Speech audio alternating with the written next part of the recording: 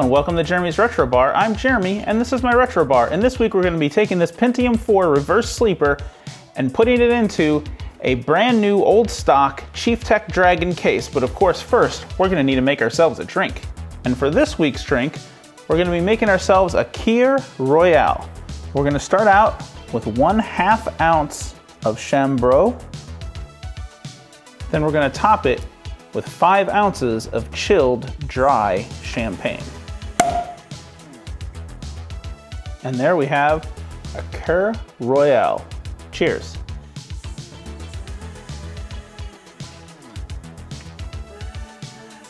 It's nice. It's very refreshing. Nice and bubbly for the new year. All right, let's get started swapping this case. So I've actually been looking for this case for a while, and that's because this Chieftec Dragon case was one of the first that I remember whenever people started really getting into PC building and trying to make them look a little bit more stylish. And of course, it's the case that Alienware used for their first kind of famous Alienware case. I'm gonna use this for my Pentium 4 build because this seems to be pretty era accurate for that Pentium 4 XP machine. Now, I actually got this off of Marketplace, and this is the one that I went up to buy this case when I found that they had a bunch of other computers that they ended up selling me for like $50.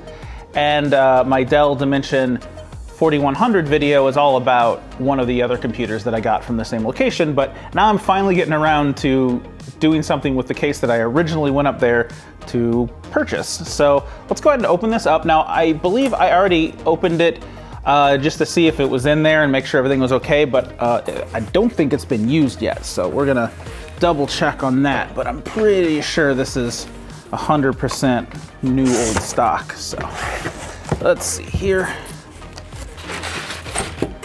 I've got our first piece of styrofoam, and I'm just gonna try to slide our case out.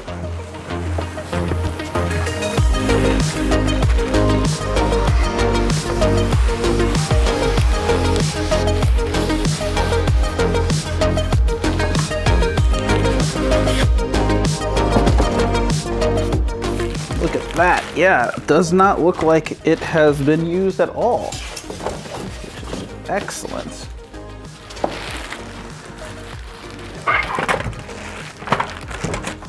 It's surprising how lightweight they are whenever you don't have anything in them yet. Look at that. Oh yeah, it's still got all the original stickers and everything. Oh, this is gonna be great.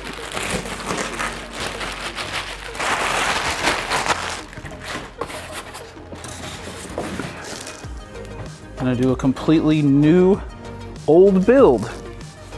Looks like I do still need a screwdriver to open this up. Hadn't quite gotten to the era of screwless cases, but all right, so let me go grab that and I'll be right back. All right, so let's go ahead and grab a screwdriver here and open this up. Let's see what we've got inside. Seems to go forward and this slides off. I've got the film on both sides. This is awesome. I'm really excited about this. So it looks like we've got our little accessory box here, which has all of our case screws. That's exciting. And the keys to the case to lock it. Extra standoffs. Oh, that's awesome. Okay, and then it looks like, you can see here in the bottom of the case, it has all of our drive bay sleds, so I can put everything on a drive bay sled. And if you look on the back here, you can see that we don't have one rear slot, and I think that's just because because you would have something there. And man, this is so lightweight. I'm not used to such light cases. We've got some fan headers using Molex because it's before they had standardized that. And it looks like it's missing, oh yeah, wow, this is great. And of course, we've got all our headers there. All three versions of these. Power ground, power switch. Crazy. Okay. And then if we go ahead and take this film off.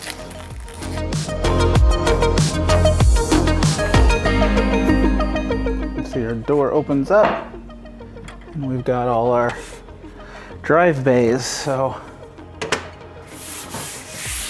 man, this is so cool. So let's open up the other case and get all the parts out and put them into this incredible brand new Chieftec Dragon case.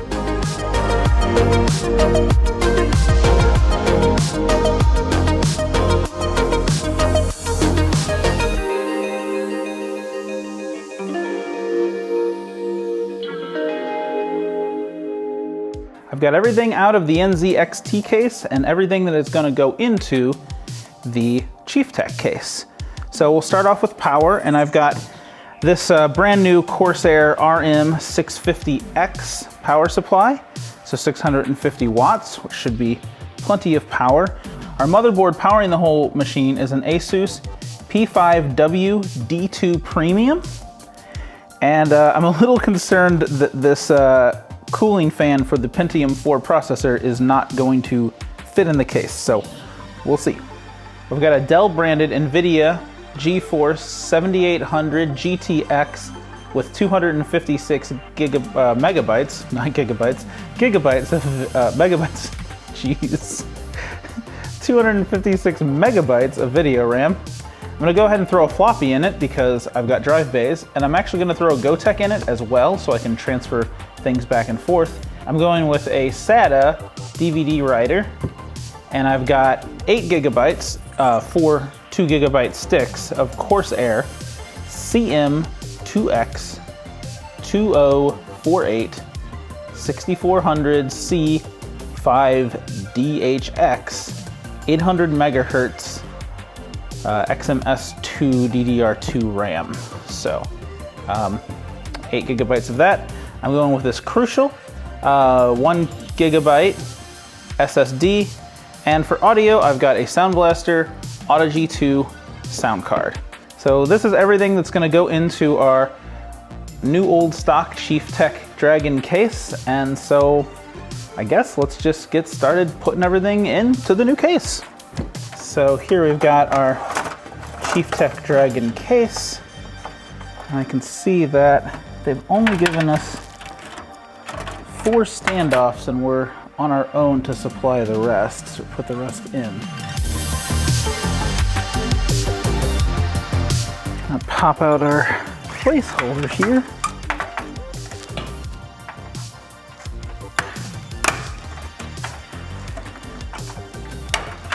Which is nice to have. They have a modular back plate, but my motherboard came with a very specific one, so we'll put that in. And of course I painted it to match the NZXT, and now I kind of wish it was silver. You live, you learn. All right, moment of truth. Will this fit? That case fan just clears. That that processor fan just clears it, so that's awesome.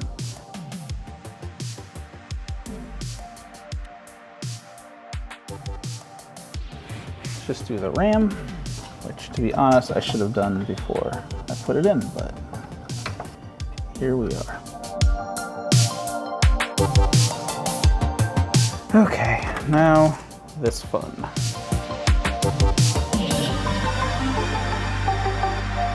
So this case has this front panel, and this front panel has a FireWire and 2 USB ports.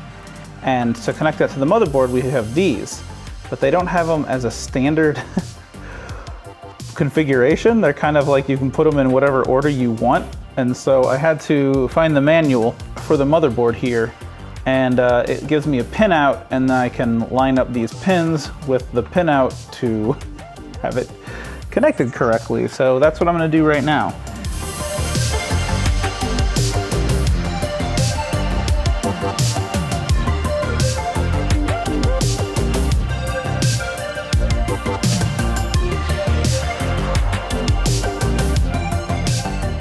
Got our front panel connectors done. Now I'm going to flip this back. Let's put in our cards.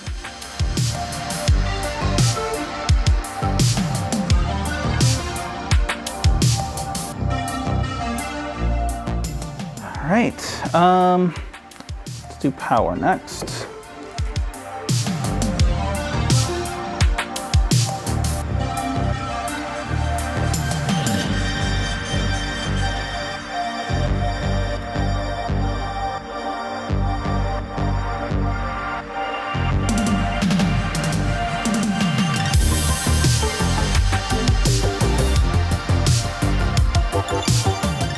Right, so let's do our drives. Everything's hooked up power, so we should just do our drives and we'll be done. So let's remove our front panel here.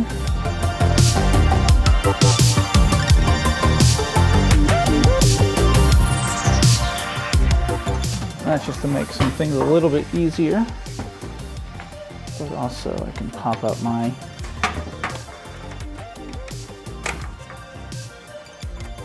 bottommost there. And both of the 3.5 inch. So the acrobatics that I'm doing right now to do this. Okay, and I could probably just pop that back on. That's taken care of. Which way does this go? This guy on top goes in like so and locks in place. So we're gonna do that, and we're gonna do our 3.5 on top. My fear is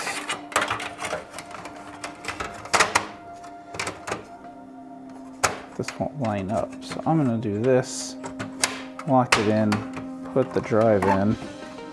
Yeah, that's flush. Which, okay, those screws line up. Okay, good. So get us some screws that line up. Mr. GoTech.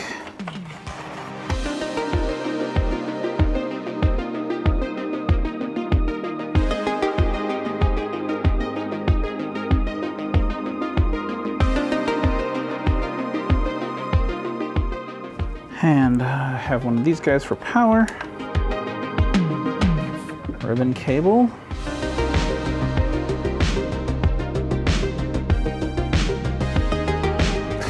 So much extra cable. Can't hide it anywhere. Running wires through here, running wires through there. Oh boy. Okay. At least these I can use this for.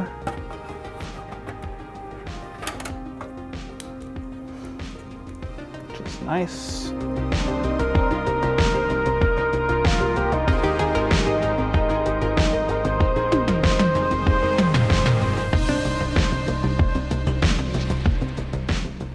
Ta-da!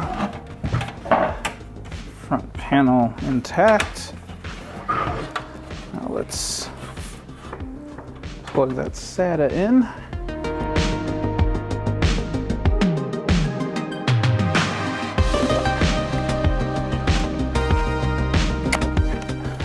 Jeez, there's so many cables. I hate this. All right. I guess that's it.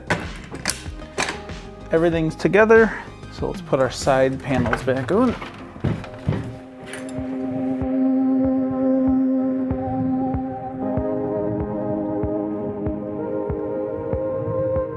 Now let's plug this in and see if it works, which is always a kiss of death. All right, the moment of truth. I have it plugged into this Dell monitor, which is pretty period accurate for this Pentium 4. And we're just gonna open this door, which swings the wrong way, but we'll just deal with that.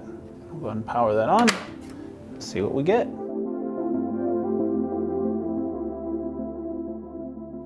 That's a good sign. You can see we've got a Pentium 4, 3.4 gigahertz.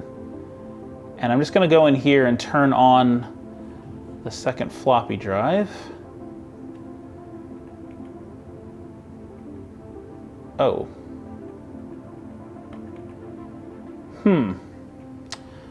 All right, it looks like this motherboard only supports a single floppy. Wow, it's a little bit more modern than I thought. All right, well, I'll have to pull the Gotek or the floppy, whichever one I feel is less necessary for this computer. Other than that, yeah, let's go ahead and boot it up.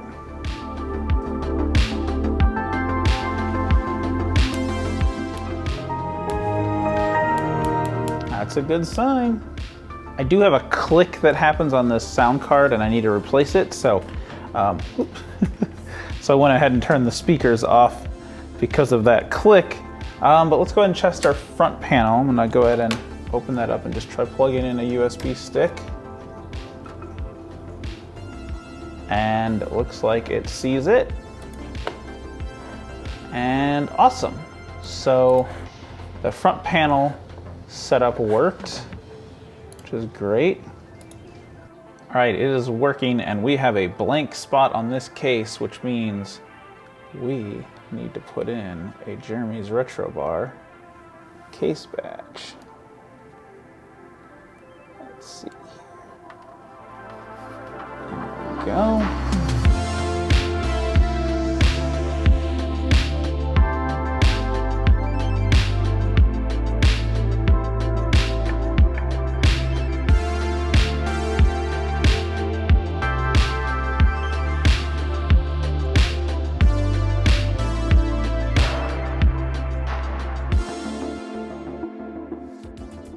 Well, I'd say that about does it for this brand new case build. Unfortunately, and this is just my own ignorance, I don't really have or know of what would be good games to test on XP because again, this is right when I switched away from the PC and I don't have a lot of games from this era and I don't feel super comfortable hooking it up to a network and getting Steam games onto it. So I'm gonna try to do something later and be able to run this through the paces. Maybe whenever I get it fully set up with the proper keyboard and mouse and speakers. But yeah, so for right now, we're just gonna skip that part of it. Also, a major part is that I forgot that the Sound Blaster Audigy 2 that I have in here keeps clicking and I've troubleshot it down to just the sound card. Maybe whenever I redo the sound card, then I can go ahead and run this guy through its paces. But we know for right now that the case works.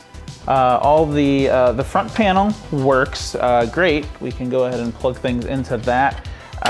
And that's really cool. Unfortunately, we can't use two floppy drives. So I'm gonna have to pick either the Gotek or the actual floppy for this guy. And I think that about does it for this week's video. Thank you for watching. Thanks for all those who are subscribed, and we'll see you next time.